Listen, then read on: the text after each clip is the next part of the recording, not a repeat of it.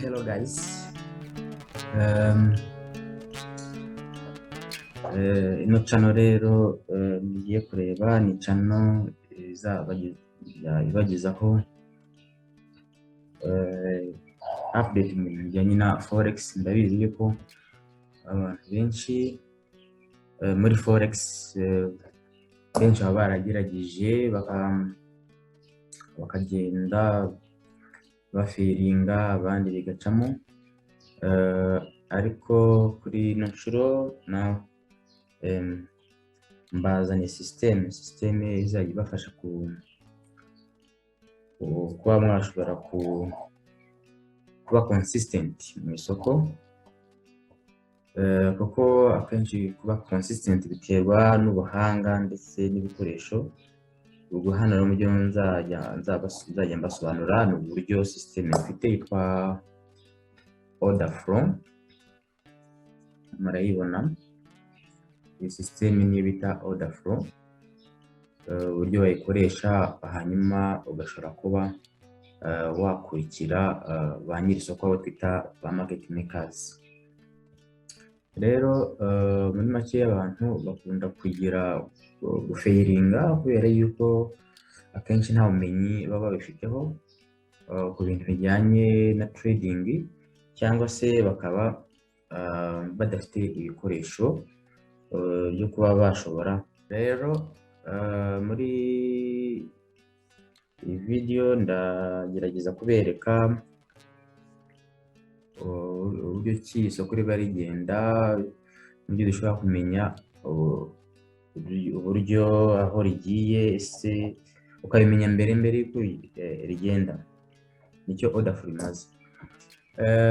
Mu by'ukuri abantu bakoresha izi ngizi za chart zigizwe na za candles bagendera ku bintu bisanzwe. Ibyo bintu bisanzwe rero biba bimeze nk'imitego ya market makers.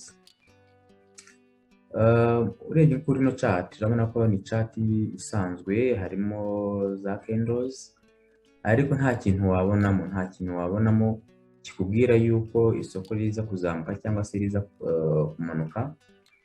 Nta kintu ubona mu by'ukuri. Isoko kugira ngo rigende ni amafaranga. Mu gihe utaboneye amafaranga bashyizemo, ubwo rero ntabwo ushobora kumenya aho isoko rigiye. Iri ngiri isoko harimo abakta benshi, harimo abantu benshi b'isi yose bahuriraho. Murabizi ko ku munsi habaho turnover irenze biliyoni trillion esheshatu. Ubwo rero murumva ko ari isoko rigari. So ubwo ngubwo rero hano usanga abantu bakoresha cyane ibintu biri free. Muri forex abantu bajya bibeshya ibintu ngo rwose ngo genda ngo trading ngo urabona indicator hariya ngo free. Negative. Ntabwo ari byo. Ibintu byose nta kuntu. Imagine ni gute ba nyiri isoko baguha platform ugomba gukoresha utradinga, barangiza bakanaguha n'ibyo kubarya. Ntabwo bibaho ibyo ngibyo baguhaye. Murabona hari za indicators tugiye tubona zo muri MT4. Iyo unyuze hano hehera indicator list, okay.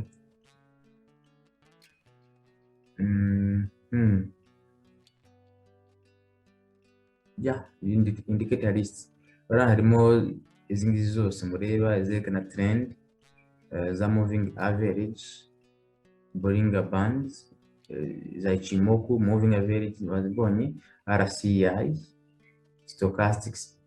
Ibi ngibi byose baba batanga ni ibintu biri free. Nta kubirisha, yes ushobora ariko ni bakeya. Ntabwo bikora kubera yuko ntabwo baguha platform MT4 iri free ku bantu bose, bazi neza yuko nabo bigomba kubarya. Ikintu abantu batazi ni uko iyo turi gutredinga aba ari intambara nk'indi yose, aba ari intambara kuko haba hari ba nyiri isoko bakina kugira ngo bagire profits, kandi bazigira kubera ko aba retailers batoya bagiye hehe mu isoko. Kandi iyo aba retailers bagiye mu isoko, aba retailers ni nk'uko bavuga abacuruza ubuconco, ni twebwe twese. Ariko iyo bagiye mu isoko icyo gihe tugahomba, ba nyiri isoko baba bungutse. Icyo kintu cyo abantu batazi. Rero ba nyiri isoko ntabwo bashobora guha aho ushobora gukorera amafaranga nawe bagukeneye ngo nibarangiza baguhe n'ibintu byo kubarya. Ntibibaho, ntabwo bibaho. Ubwo rero abantu benshi usanga babelivinga muri zino za moving average, muri zino za MACD stochastics, ariko mu by'ukuri ntabwo bikora. Reka ahangaha mbaye nk'urugero, reka nzamure order flow.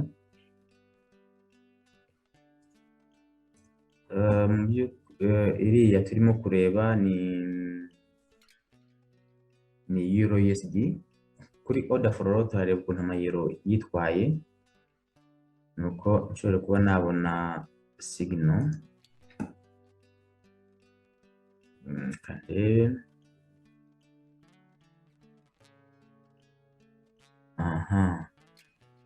Murabona nk'aha ngaha kuri hano hari ibyo bita ama contract.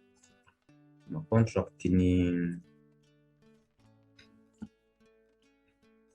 iyo dukoresha order flow ibi ngibi hano tubyita ama contract.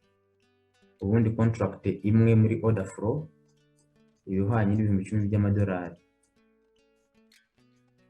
Ubwo rero hano urabona ko ari contract 404, ubwo yuko by'ibihumbi 10 by'amadolari biba bihwanye na miliyoni 4 z'amadolari zirenga.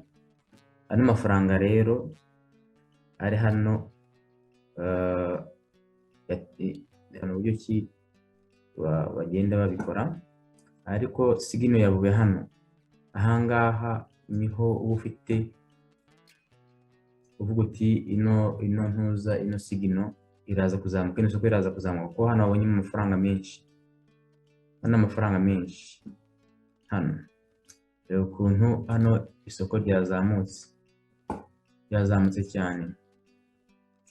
Rero urebye kuri ino footprint, muri order ntabwo tubyita candle, tubyita footprint. Nzabibasobanurira. Tubyita footprint. Murebe ukuntu hano yazamutse cyane bitewe n'amafaranga ari hano. Ariko tugiye kuri MT4, reka turebe hano aho byabereye, urebe niba hari ikintu cyakubwira yuko ayo mafaranga arimo. Hano kuri MT4 ibyo bintu biriya mbabwiye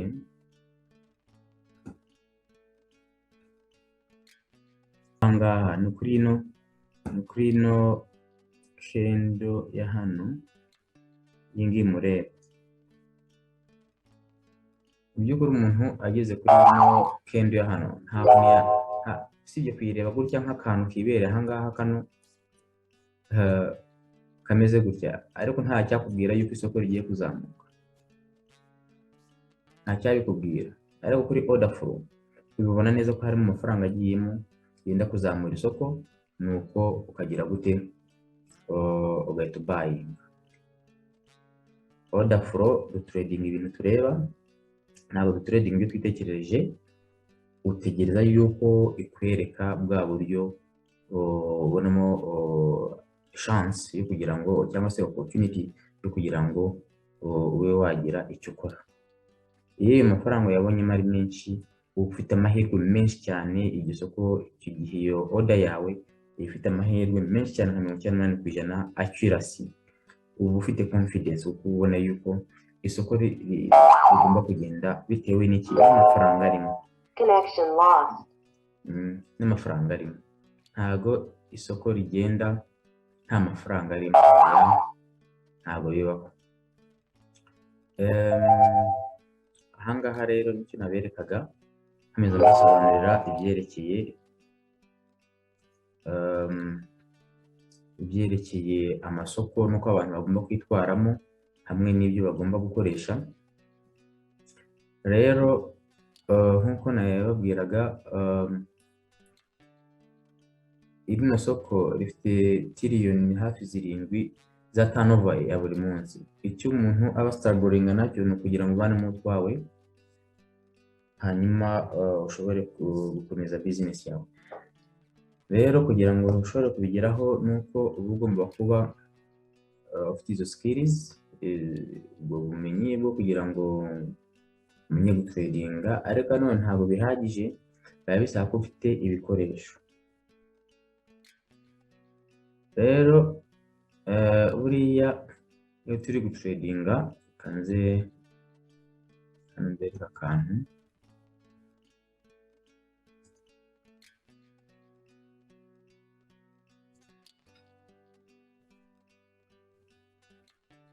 Ubwo nandi kubabwira yuko hano gutradinga aba ari urugamba, kubera yuko hari ba nyiri isoko. Nk'urugero mbereke nk'abantu ba nyiri isoko nko muri forex, zino za currency zo trading, izi zo tuba dutradinga,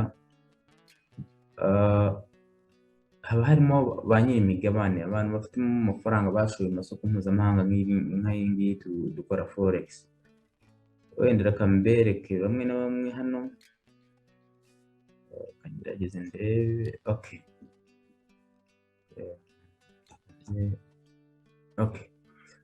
hano ni amabanki akomeye cyane afite amafaranga muri forex market.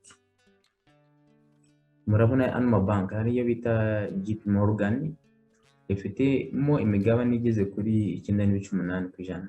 Ni nyinshi cyane ku isi. Deutsche Bank y'Abadage, iyi ngiyi JP Morgan yo muri Amerika. Deutsche Bank ni mu Budage 8.41%. Citibank nayo y'Inyamerika 7.87%. XTX Markets yo mu Bwongereza 7.22%. UBS yo mu Busuwisi 6.33%. Utah State Street Corporation 5.50%. HT Tech yo muri US 5.28%. HSBC iyi ngiyi yo muri Bwongereza nayo 4.93%. Bank of America Merrill Lynch nayo ifite 4.33%. Na Goldman Sachs muri US nayo ifite 4.5%. Iyo baza mu mabanki rero usanga yihariye hejuru ya 60%. Byonyine uramutse ufashe zino 10 za mbere, reka turebe zifite kangahe. Zino 10 za mbere tubiteranyije byonyine ibi ngibi, muri izi ngizi 10 za mbere higanje n'izo muri Amerika, turebe nyine tubiteranya turebe, ariko nibo bafite imigabane myinshi. Ubwo rero ahangaha ntago baguha MT4 y'ubuntu, nibarangiza baguhe n'ibyo kugira ngo ubarye amafaranga bashoye. Ntago bibaho, ahubwo wowe baba bagukeneye kugira ngo ushyiremo ayo mafaranga, ukore nabi, numara gukora nabi barangiza bayatwara, kuko bazi neza yuko ba retailers benshi baba badafite ubushobozi bwo kwigura za tools zigezweho. Baba bafite ibintu bihambaye ku buryo bibagaragariza amafaranga. Murabona ko izi 10 za mbere ku isi zihariye 35% ya forex markets. Abanga tubita ibifi binini, big sharks. Bino bifi binini rero, big sharks, nibyo duhora turwana nabyo. Ibyo bitradinga ariko byabonye ba retailers ahantu bashyize amafaranga menshi, bigahita bimuvinga isoko muri opposite. Niba ba retailers benshi barimo kubayinga, bo bahita baseringa, bagahitinga za stop loss zabo. Bamara guhitinga za stop loss zabo, ubwo icyo gihe baba babonye inyungu mu gihe twebwe twahombye. Iki kintu nicyo abantu batazi. Rero kugira ngo utsinde muri ino soko ni uko wamenya gukurikira bano bantu, ukamenya direction yabo, ukabakurikirana. Nibwo buryo bwonyine bushobora kugufasha. Otherwise ukomeze uri muri izo struggle mpaka. Njye natangiye trading 2013, ariko finalement ndaje kuvumbura yuko ari gutyo bigenda. Ariko urumva kuruzinga mba nanjye naruzinze menshi rwose, ntabwo ari ibanga, nayo ni experience. Ariko udakurikiye ba market makers rwose, kuri experience ifite ukomeza gutyo, ntabwo uba consistent. Umunsi ushobora kugenda ukagira success, ejo ntuyigire. Ariko bitandukanye na order no kurikira bano bantu, uba ufite icyo ugenderaho gihari, cyaba kidahari ntujye mu isoko. Ubona amafaranga arimo, yaba atarimo ntujyemo, ukabyihorera ugategereza igihe azaza, kuko uzi ko igihe azira uza kugira icyo ubona. Rero murebye kuri kano gafoto kari hano, aka ngaka mbazaniye hano, muri kubona hano dufite big banks. Bino ni bya bifi ziriya bifi naberetse hari. Biriya bifi rero, ziriya banks nta kandi kamaro ziba zifite sibyo kuza gufata amafaranga ya bano ba regular traders. Regular traders hano ni ba retailers badafite tools, badafite ubumenyi, bose bari muri iyo category, badafite tools, badafite n'ubumenyi. Icyo gihe rero ahangaha baba victim, urabona ukuntu baba bari muri struggle, bastrugglinga, ba market makers bakurikiye. Twebwe ntituzajya dukoresha order flow, rero turi hangaha order flow traders. Order flow traders ahangaha dukurikira ibifi binini. Mu Kinyarwanda bavuga ngo uhagarikiwe n'ingwe aravoma. Urumva, uhagarikiwe n'ingwe aravoma. Ubwo rero hano ufite icyo witwaje order flow, kuko order flow ishobora kwereka amafaranga ya bino bifi binini aho aza kujya, ukagenda muri direction yabo, barunguka nawe ukagera gute, ukunguka. Ni gutya bigenda muri market. Naho ubundi ku bundi buryo, twebwe duturinda iriya system ni y'amabanki akoresha. Hariho zirahari nyinshi cyane rwose, zinota n'ingi yacu zinahenze cyane. Uruko order flow irushaho kugenda ikwereka ibintu neza hafi 100%, niko igenda ihenda. Yacu rero nayo igerageza kwerekana ibintu bihari kandi bizima, irabyerekana kabisa. Tugarutse hano, ubwo ahangaha ni uburyo naberekaga uburyo ki iyo conflict bihari. Mu by'ukuri ntabwo twarwanya, ntabwo ushobora gutsinda bano ba market makers, kuko amafaranga bakoresha ni menshi cyane. Bakoresha amafaranga menshi kugira ngo bamuvinge isoko. Twebwe n'ubijyanye wenda $1,000 cyangwa se 5,000 cyangwa 10,000, bo bakazana za miliyoni, aho ka mwanya bahita bayajyana rwose. So nkanga kuri order flow, nkuko nabibabwiraga, reba nkanga kuri zino contract 400 ni miliyoni z'amadolari. Imagine washyizemo 1,000 cyawe cyangwa se 500, urumva ntacyo yamara rwose. Isoko ihita rizamuka ka mwanya.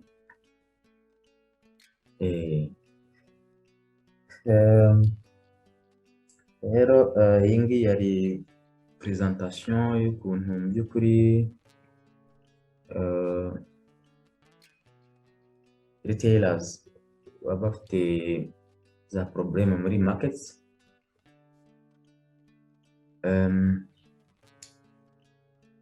Kubera yuko nta bikoresho bafite bihagije, byo kugira ngo bamenye isura nziza y'isoko, bamenye ikiri mu isoko, bamenye n'ikiri mu isoko, ndarijyamo kubera iki, ese harimo amafaranga cyangwa ntayarimo, isoko ndarijyamo ryari. Sometime bamwe bakajyamo bazi ko ari nk'imikino, cyangwa se bazi ko ari ukujyamo ugahita ubona amafaranga. Aho bisaba ubumenyi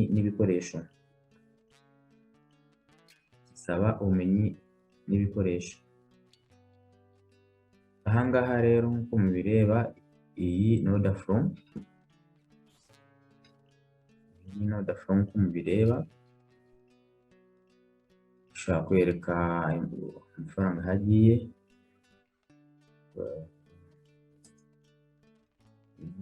y'amadolari. Ubwo rero ukoresheje ino order flow nibwo ushobora kubona direction,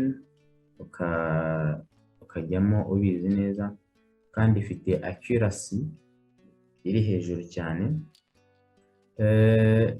Rero nk'uko mubibona hano, systeme mu yindi video izakurikiraho nzabasobanurira uko bimeze.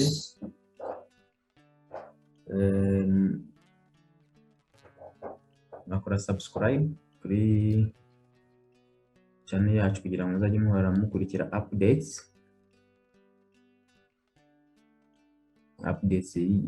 y'amasomo ajyanye na order flow kuri YouTube channel yacu. Nuko tuzakomeza twiga, dutungurana ubumenyi, dufashanya. Murakoze cyane, umunsi mwiza.